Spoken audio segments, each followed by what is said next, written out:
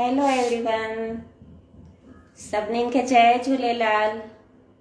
सभई अची विया लाइव ते अची विया तव्हां सभई? अचो अचो, नई रेसिपी सां कठो अॼु तव्हां सभिनीनि जो स्वागत आहे। मां पंहिंजे अमूल सिंधी लाइव वारनि खे बि प्रणाम करियां थी। मुंहिंजो सभिनीनि खे मां शुक्रिया करियां थी कि ही विश्व जो सॼो मस्त प्लेटफॉर्म मूंखे मिलियो आहे, त मां उन्हनि जी शुक्रगुज़ार आहियां। नई रेसिपी सां कठो अॼु मां तव्हांजो सभिनीनि जो हिते स्वागत करियां थी। अॼु जी डिश आहे मुंहिंजी अटे जो सीरो। नंढे ॿारनि खां वठी वॾनि ताईं सभिनीनि खे ही वणंदो आहे। त ही मां कंहिंमें 3 महीननि जो ॿार बि अगरि हुजे उनखे ही ताईं पतलो पतलो करे खाराईंदा बिना ड्राई फ्रूट्स वारो, त उहो बि ॿार खाई वठंदो। त ही सीरो अहिड़ो आहे जो नंढे ॿार खां वठी वॾनि ताईं सभई खाई सघंदा। त अचो पाण ठाहियूं था अॼु अटे जो सीरो। ही मुंहिंजी अमूल जी रेसिपी हुई, अमूल जी सभु प्रोडक्ट आहे। ही 6 महीने मां यूज़ करंदी आहियां। ही अमूल जी चॉकलेट्स आहे, अमूल जो चीज़ भी आहे, ऑर्गेनिक चीनी आहे जे हिन में अॼु विझंदी सीरे में। अमूल जी जेका बटर आहे, अमूल श्रीखंड भी जाम मस्त आहे, अमूल मस्ती दही आहे, अने अमूल जो खीर आहे। ही मां अॼु अमूल जो जेको घी आहे मां ही यूज़ करणी आहियां हिन सीरे में। त अचो मां तव्हांखे पहिरीं ॾेखारियां कि हिन में छा छा पवंदो। हिन में मूं हिकिड़ी कटोरी आहे न अटो कढी रखियो मां। ही कणिक जो अटो आहे, ही जेके मां कढी रखियो आहे कणिक जो अटो। अने ही आहे जाफर जावित्री इलायची जो पाउडर आहे, ही मूं पहिरीं खां ई पीसे रखियो आहे। ही खसखस आहे, ही जेका मां विझंदीसि हिन में, अंदरि बि विझंदीसि, ॿाहिरि डेकोरेशन में बि करे सघिबो। ही आहे खोण, त ही बि मां हिन में यूज़ कंदीसि। त खोण पंहिंजी मर्ज़ी जे हिसाब सां घटि वधि न बि विझो त बि हलंदो। त ही तव्हांजो ऑप्शन जे मथां आहे, खपे त विझो, न त न बि विझी सघंदा। ही अमूल जी खंड मां यूज़ कंदीसि हिन सीरे में। त अचो पाण रेसिपी स्टार्ट कयूं था अॼु। तव्हां सभिनीनि खे ॾिसण अचे थो बरोबर? जुड़ाई विया सभु लाइव में? ठीकु आहे, त मां पंहिंजी रेसिपी हाणे स्टार्ट करियां थी। ॾिसण अचे थो? ठम ॾेई रखो क्रोफो सभई, त मूंखे ख़बर पवंदी।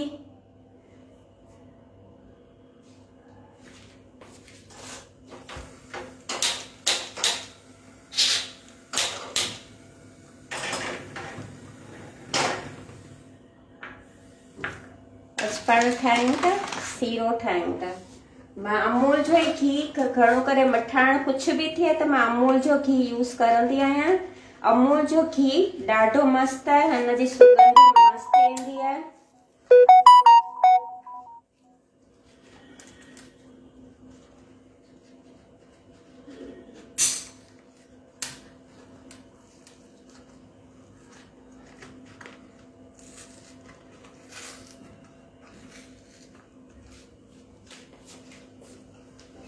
कटोरी में मां कढी रखां थी पहिरीं अमूल जो घी, हिन मां पाण विझंदासीं। अमूल जो घी एॾो मस्त हूंदो आहे कि सीरो त मिठो आहे ई, लेकिन हिन में जो सुगंध वारो मस्त सुगंध वारो घी जी खुशबू वारो सीरो ही अमूल पाण खे ॾिए थो। त अमूल जो घी हिन में यूज़ करियां पई मां। हिकिड़ी कटोरी अगरि पंहिंजो अटो आहे ही, त हिन में हिकिड़ी कटोरी जेतिरो घी विझी सघो था। वरी बि तव्हां घी अगरि घटि खाईंदा हुजो त घटि बि विझी सघो था, पंहिंजे मथां आहे कि तव्हां घी घटि खाओ था या वधारे। वैसे त मिठाण वग़ैरह में अगरि घी न पवे त मिठाण जो स्वाद छा अचे। घी बि ॾिसजो जाम इलाही धुआं कढे न, एतिरो गरम न थी वञे। त घी में तव्हां थोरो हल्को सो गरम थिए न, तंहिंखां पोइ ई तव्हांखे ही विझणो अटो। हिन में थी वियो आहे, थोरो हल्को गरम थी वियो आहे।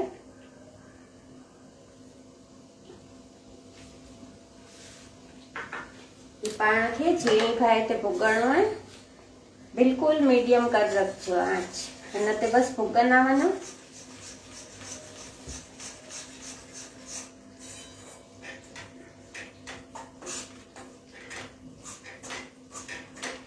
तव्हांखे अचे तो ॾिसण?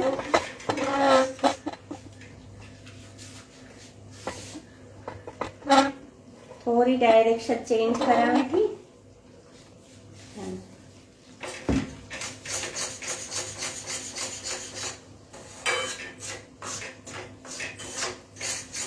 ॾिसो हीअं हलाईंदा वेंदा तव्हीं। अगर तव्हीं हलाईंदा न त हेठां खां ॻाढ़ो थी वेंदो। अगर ॻाढ़ो थी वेंदो त पोइ सीरे जी मज़ा ई हली वेंदी। त तव्हीं छा हीअं हलाईंदा रहिजो सीरे खे।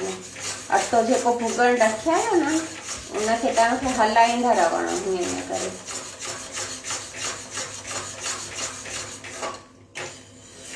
अन झीणी फ्राई ते भुॻण सां छा आहे कि तव्हांखे अटो कच्चो कान रहंदो। अन न त छा त सीरे में भी पोइ कच्चे अटे जी बांस ईंदी, अन मज़ा कान ईंदी पोइ हुन में सीरे खाइण में। त हीअं आस्ते आस्ते हलाईंदा भी वञिजो। अगर तव्हांखे घटि लॻे त थोरो खे हिनमें पोइ वरी जॾहिं पाणी विझूं या खीर विझूं न त पाणी तेल घी कोई निकिरी ईंदो। असां थोरो घी खाईंदा आहियूं वधारे त हिनमें हिकिड़ो चमचो विझां थी ताकि सुठे तरह भुॻिजे।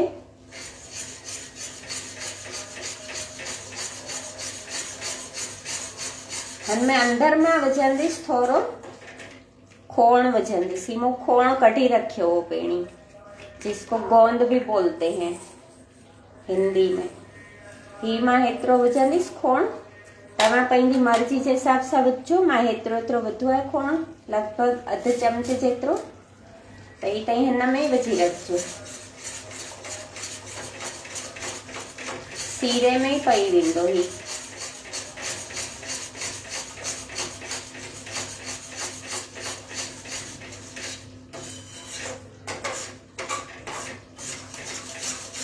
ज़्यादा वधारे मायूं डिलीवरी में पसंदि कंदियूं आहिनि ही सीरो खाइण लाइ, ताकि हिन मां ताक़त भी ईंदी आहे ही सीरे खाइण में। अन सुठो भी आहे खाइण। ॿारनि जे लाइ भी सुठो आहे। अगर ॿारनि खे मिठाण वणंदो हुजे त हिन में मैदे जो अटो कान पवंदो आहे। ही कणिक जे अटे जो आहे त खाइण में भी हल्को आहे। एतिरो भी हू न थिए ॿारनि खे, त ही ॿार भी खाई सघंदा। बरोबर आहे? तव्हांखे ॾिसण अचे थो? ॾिसो कीअं फूंडजी वियो आहे। तव्हांखे ॾेखारियां, ॾिसो खोण कीअं फूंडजी वियो आहे। ॾिसो फूंडजी वियो आहे न खोण, ॾिसो कीअं फूंडजी वई खोण। पाण ई कोई घेर न विझंदासीं न त ही पाण ई पोइ हिन में ई पिघलजी वेंदो। खोण हीअं फूंडजी वेंदो। हिनखे भी हलाईंदा रहो, हलाईंदा रहो, हलाईंदा रहो। बस खाली वो ध्यान ॾिजो पासा न ॿरनि अने हेठि भी न ॿरे।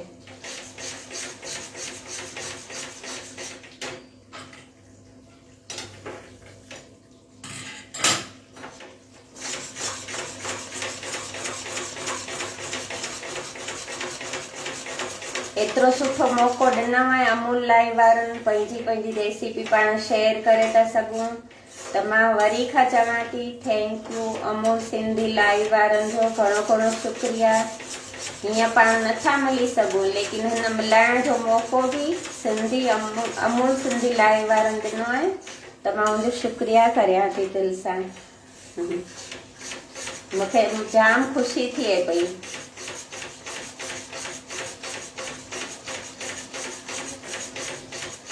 तो पंहिंजो कलर भी अचे पियो हाणे, थोरो थोरो ब्राउन थिए वेठो।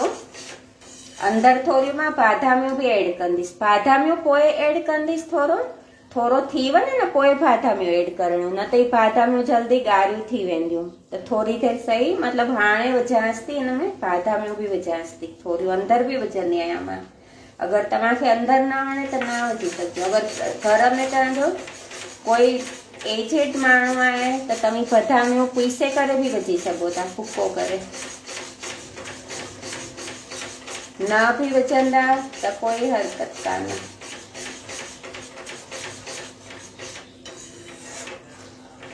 थोरी मां अंदरि खसखस बि विझंदसि, थोरो जाफ़र जावित्री इलायची जो मसालो बि विझां पई, थोरो हल्को सो हेर विझंदसि, पोइ वरी विझंदसि थोरो,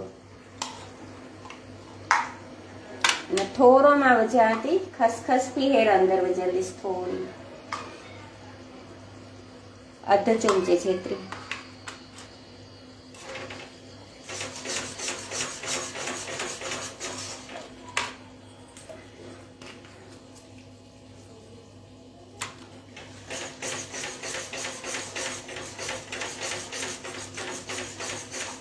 हल्को पिंक कलर जीअं थिए न ब्राउनिश ते, छो कि थोरो ब्राउन करजो न त वरी कचो कचो लॻंदो, अन पाणी या खीर विझंदा न तव्हीं त वरी अछो थी वेंदो। तंहिंखां थोरो ब्राउन थिए न तंहिंखां पोइ तव्हांखे विझणो, अञा थोरो थिए। तव्हांखे कलर ॾिसणु अचे थो, बरोबर अचे थो, तई थम करो। ओके यस गुड। सभिनीनि खे जेका बि लाइव में जुड़िया आहिनि सभिनीनि खे बि मां थैंक यू चवां थी सपोर्ट ॾियण लाइ, लाइव ॾिसण लाइ। Thank you so much.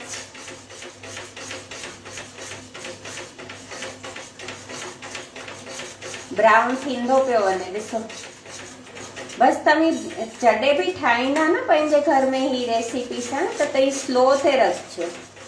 जल्दी जल्दी भुॻंदा न अटो त कचो बि रहंदो, स्वाद बि कान ईंदो, न हेठां बि ॿरी वेंदो। असांजे घर में मुंहिंजे हिते ही सीरो जेको आहे त कंचका में ठाहींदा आहिनि। नवरात्रि में जॾहिं ईंदियूं आहिनि न कंचकायूं खाइण, तॾहिं असांजे घर में सीरो छोला न पूरी ठहंदो आहे। असांजे घर में लॻभॻि ही वधारे सीरो ठहंदो आहे कणिक जे अटे जो। मुंहिंजी धीअ खे, मुंहिंजे घोट राजा खे ही वधारे वणंदो आहे सीरो।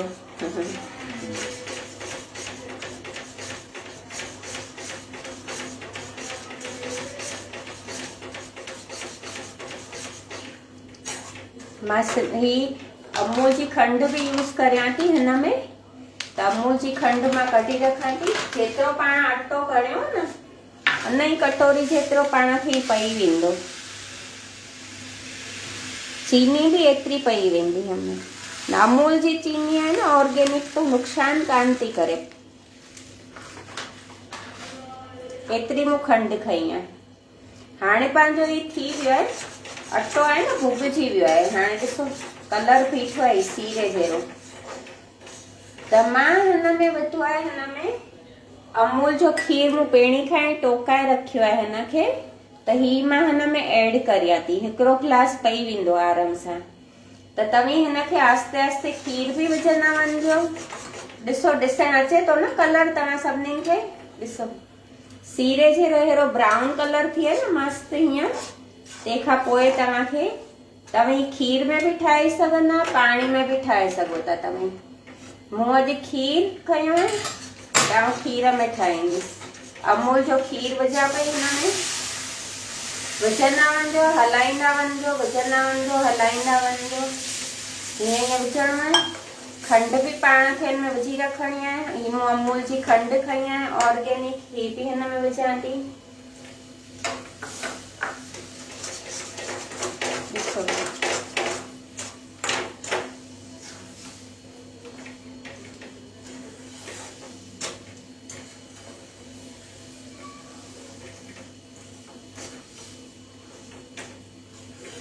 अगरि तव्हांखे पतलो खपे कि ॻाढ़ो, तव्हांजे मथां आहे। घणा ॼणा पतलो बि पसंदि कंदा आहिनि। ऐं थोरो खीर ॿियो विझां पई। ही मूं अमूल जो खीर थोरो पहिरीं खां ई टोकाए रखियो न, त ॿियो अमूल जो खीर हिन में विझां पई थोरो ॿियो बि। तव्हां बि ज़रूरु ही रेसिपी ट्राई कजो।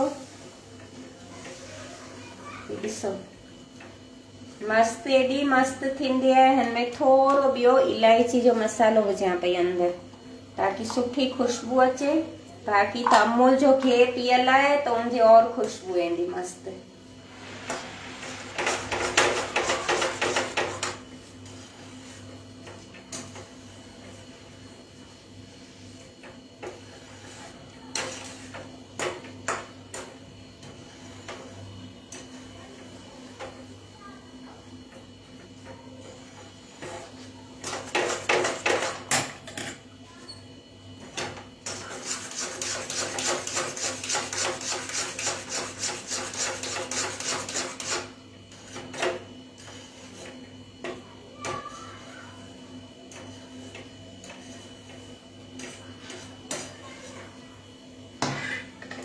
पाणी सीरो आहे न पाणी गिह बि छॾंदो, अगरि न बि छॾे त थोरो ताईं मथां बि विझी सघो था।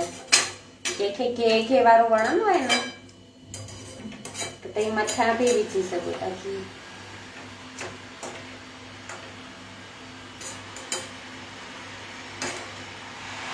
थोरो मां मथां खां विझां थी गिह।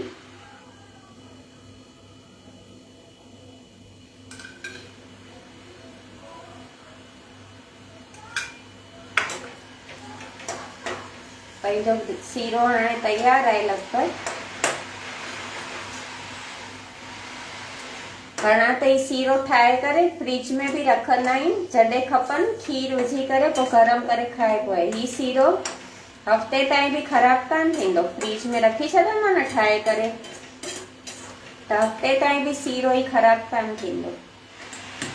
हीउ ॾिसो, तव्हांखे ॾिसणु अचे थो पंहिंजो गिह बि छुटी वियो आहे हिन में, अने कलर ही ॾिसो सीरे जो कीअं लॻो तव्हांखे। ही मथां हाणे पाण विझूं था हिन में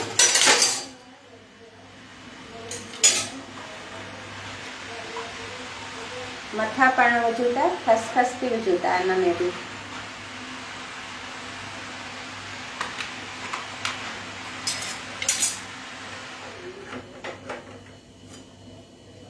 ॾिसो कीअं लॻे थो, ॾिसो गिह अचे थो न ॾिसण में।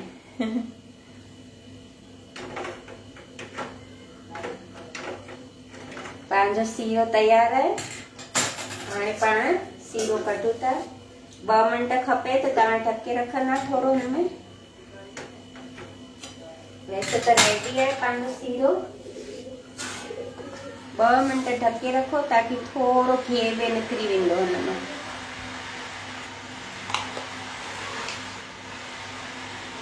मां हाणे सीरो कढां थी बस।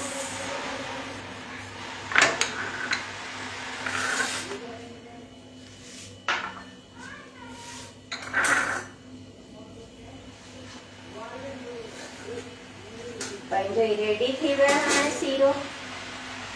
मां कढां थी हिनखे। कोई महिमान अचे घर में त हुनखे मिठाइण खाइण जी इच्छा हुजे त बि ही तईं सीरो खाराए सघो था महिमाननि खे। को घर ते आयो मिठाइण खाइण जी इच्छा आहे, फटाफट सीरो ई 15-20 मिंट में ही थी वेंदो आहे तयार सीरो।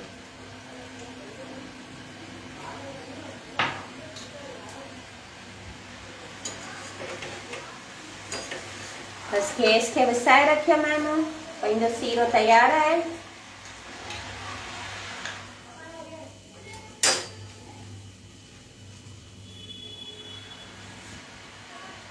अचो सभई सीरो खाओ, मस्त मस्त खुशबू अचे वेठी सीरे जी। अचो प्यारा भाउर भेणियूं अचो।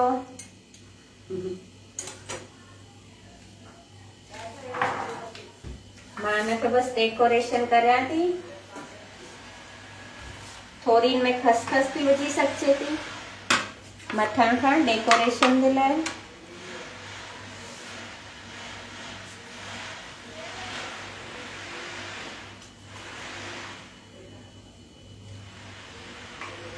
थोरो बादाम विझां पई।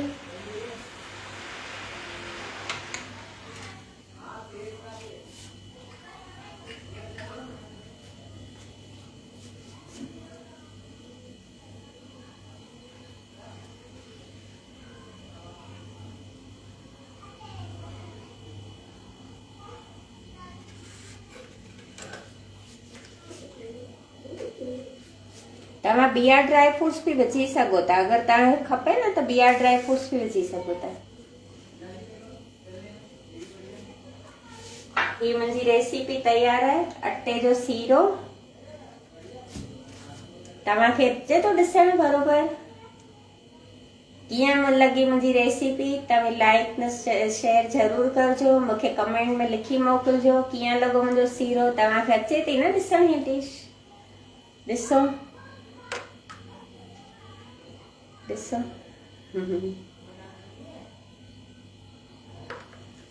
त तव्हीं भी रेसिपी ठाहिजो ज़रूर। ही सीरो ठाहिजो, ॿार गड्ढा बुढ़ा सभु ख़ुशि थी खाईंदा। वरी खां मां जेका यूज़ कंदी आहियां अमूल जी प्रोडक्ट उहा मां तव्हांखे ॾेखारियां थी।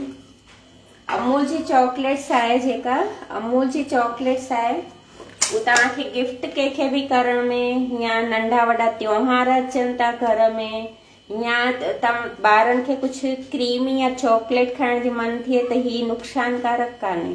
त हीअ तव्हां चॉकलेट्स ताईं भले मस्तु आहे हीअ चॉकलेट केर बि यूज़ करे सघो। वरी ॿार उन में ख़ुशि थींदा, अलॻि अलॻि शेप आहे हिन में त ॿार शेप सां बि ख़ुशि थींदो आहे, शेप बि सेखारे सघिजे थो हुन चॉकलेट सां।